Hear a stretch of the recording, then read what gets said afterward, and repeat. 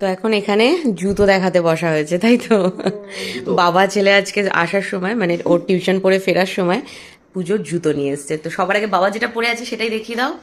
এই যে তোমার পুজোর, মানে অ্যাকচুয়ালি এর অনেকগুলো জুতো হয়ে রয়েছে, তাই সে জুতো নেয়নি, সে নিয়েছে এগুলোকে কি বলে জানি না, যাই হোক কিছু একটা বলে। আর এটা হচ্ছে ছেলের পা আর বাবার পা এখন প্রায় একই হয়ে গেছে।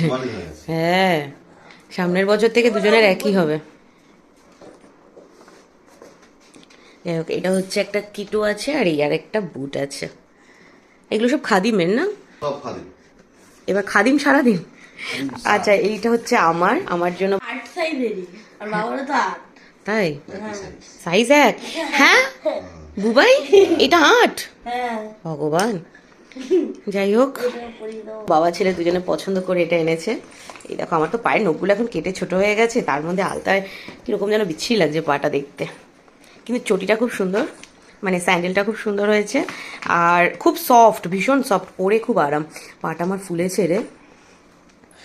আর এই দেখো, এখন তো হিল টিল একদম পরছি না, যার জন্য এরকম টাইপের, আর ভীষণ এই জায়গাটা সফট, পরে খুব আরাম।